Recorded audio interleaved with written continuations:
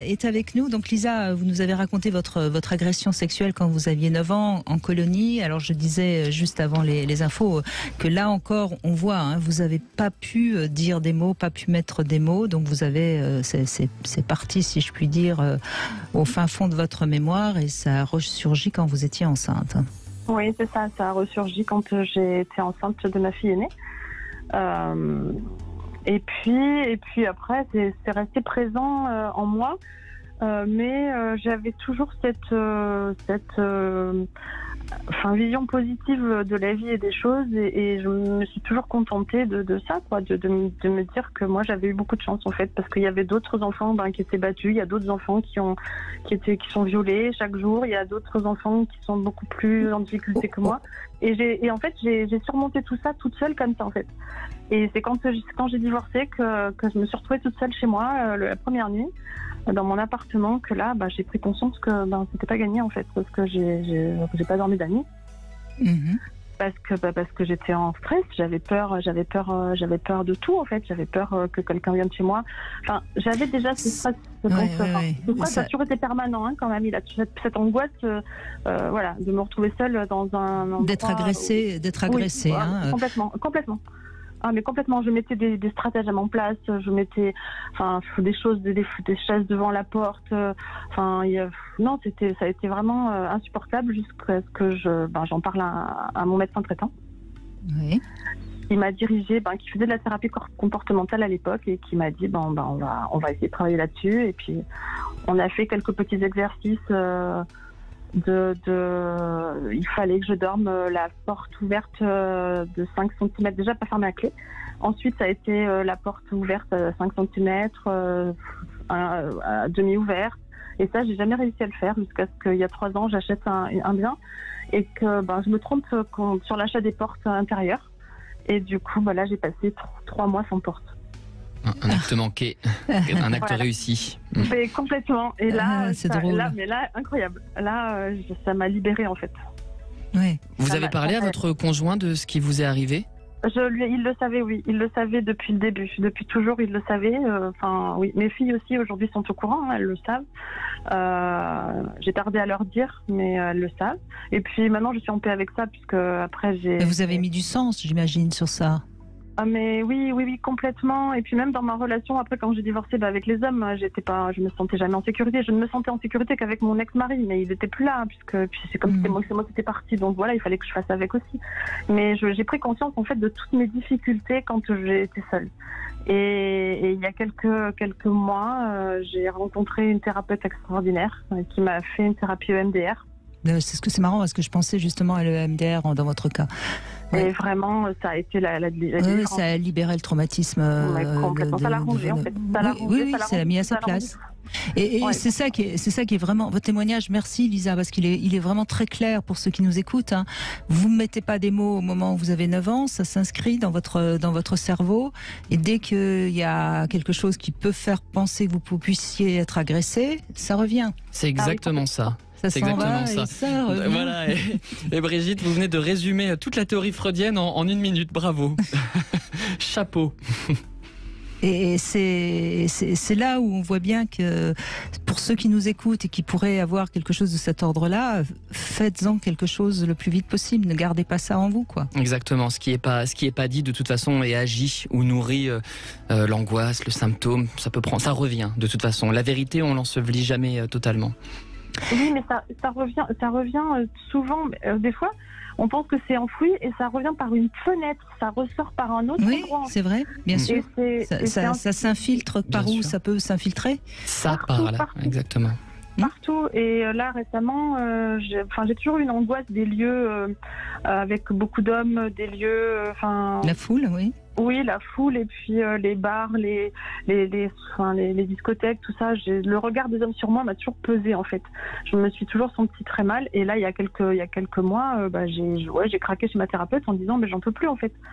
J'en peux plus, je supporte pas ces endroits, je suis tellement mal, je suis toujours à l'affût, et j'étais prête à rappeler mon ex-compagnon ce soir-là, parce que je me sentais vraiment en insécurité, et je savais que lui n'était pour rien et que c'était pas lui que je voulais, c'était juste là, c'est me sentir en sécurité.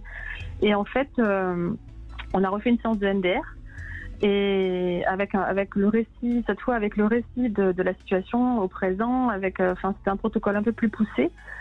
Et en travaillant sur le fait que la sécurité, elle est en moi, que c'est moi qui dois me la procurer, et que je dois trouver le moyen de me sentir rassurée, de me rassurer toute seule. Et cette fois-là, cette fois, ça a vraiment tout rangé au bon endroit. Et maintenant, quand je vais quelque part, je vois même pas que les gens me regardent, je vois même pas que les hommes. Non, je m'amuse, je suis avec mes amis, je passe de très très bons moments et je me sens, mais ce jour-là, l'après-midi, j'étais en balade avec ma fille aînée et elle m'a dit, mais maman, qu'est-ce qui s'est passé aujourd'hui? Donc, je dis rien, pourquoi? Elle me dit, mais parce qu'en fait, t'es plus la même. Elle me dit, t'es apaisée en fait. Il y a quelque chose qui s'est passé, dis-moi, parce que t'es apaisée. Et je lui ai raconté, et elle m'a dit, mais vraiment, c'est comme si on t'avait enlevé un truc, quoi, en fait. Et je me sens, mais tellement différente aujourd'hui, et tellement mieux. Et j'encourage vraiment tout le monde à faire ça. Peut-être qu'on vous a aussi libéré d'un poids, parce que moi j'ai un poste en protection de l'enfance parallèlement à mon activité de thérapeute libéral, mais peut-être aussi qu'on vous a enlevé le poids d'une certaine forme de culpabilité, parce que beaucoup d'enfants qui ont vécu des abus sexuels durant leur enfance se sentent coupables. Donc peut-être aussi que c'est ça qui s'est joué, c'est que vous vous êtes libéré de cette chape-là. En tout cas, c'est un vrai récit de vie et d'espoir que vous faites.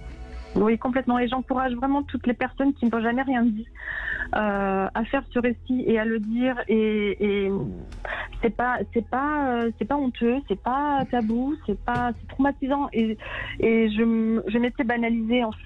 J'avais banalisé cette situation et je m'étais vraiment. Vous avez essayé, et c'est bien parce que c'est une manière positive d'essayer de relativiser, mais il y a des enfants qui vont être battus presque à mort, et puis d'autres qui vont avoir juste une fessée un peu à un moment particulier, et c'est parfois les premiers qui s'en sortiront mieux. On peut pas. Chaque histoire est une histoire personnelle, et je crois que c'est visiblement le traumatisme que vous avez eu quand vous aviez 9 ans, il a été assez violent pour vous. Donc, sinon, il n'aurait pas traîné comme ça pendant tant d'années. Donc, vous voyez,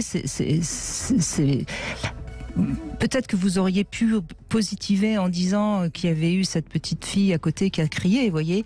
Mais il ne faut pas positiver en disant c'est moins grave que si j'avais eu telle ou telle chose, vous voyez. C'est ça que je crois qu'il faut dire. Bien sûr. Et peut-être dire aussi à nos auditeurs que un enfant, ça n'a pas toujours les moyens justement d'appeler à l'aide et de témoigner.